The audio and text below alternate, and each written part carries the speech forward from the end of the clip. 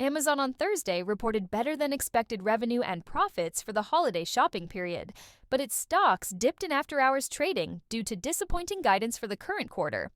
The Seattle based e commerce and technology company said its revenue for the October December period totaled $187.8 billion, a 10% jump compared with the same period in 2023. Profits came out to $20 billion while earnings per share reached 1.86, higher than the 1.49 that analysts surveyed by FactSet had anticipated. But the company said it expected revenue for the current quarter to be between $151 billion and $155.5 billion, lower than the $158.56 billion that analysts were expecting. The guidance anticipates an unusually large, unfavorable impact from foreign exchange rates, it said. Amazon is the biggest online shopping destination in the U.S. and has long been a beneficiary of consumer spending during the holidays.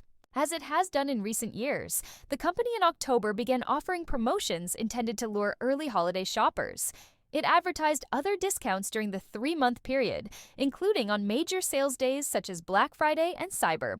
Monday.Amazon on Thursday reported it saw $75.5 billion in revenue for its online shopping business, up 7% from the same period in 2023. Across the retail industry, holiday sales in November and December were better than expected compared with the previous year, as lower inflation on holiday goods enticed shoppers to buy, according to the National Retail Federation.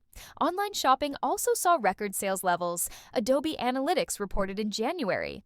Sales for Amazon Web Services, the company's prominent cloud computing unit, rose 19% during the fourth quarter, but it fell slightly below analysts' expectations. Amazon is one of the biggest players in the competitive tech race around generative artificial intelligence. Like other tech companies, it has ramped up investments in the technology and is spending billions to expand data centers that support AI and cloud computing. The company is also spending money on other equipment, including its own computer chips and those developed by NVIDIA. It has also rolled out its own AI models and integrated the generative AI into other parts of its business. In the fourth quarter, Amazon reported spending $27.8 billion on property and equipment, significantly higher than the same period in 2023. During a call with analysts on Thursday, Amazon CEO Andy Jassy said capital expenditures for the quarter came out to $26.3 billion, most of which was geared towards AI and AWS. We think virtually every application that we know of today is going to be reinvented with AI inside of it, Jassy said. I think both our business, our customers, and shareholders will be happy medium to long term that we're pursuing the capital opportunity and the business opportunity in AI. Jassy added during the call that Amazon, like many others, was impressed by DeepSeek, the Chinese artificial intelligence company whose chatbot recently became the most downloaded app in the U.S. Amazon's quarterly report comes as the retail industry is absorbing a new 10% tariff President Donald Trump imposed on Chinese imports on Tuesday.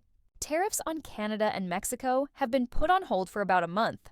Trump also threw out a trade exemption that allowed low-value shipments from China to bypass duties, a loophole that had given an advantage to China-founded e-commerce firms such as Shein and Temu. The new tariffs could benefit Amazon by increasing costs for its competitors, but it would also impact Chinese sellers who connect with American consumers on the company's shopping platform. Furthermore, it could raise prices on a recently launched online storefront that Amazon set up to ship low-cost products directly from China.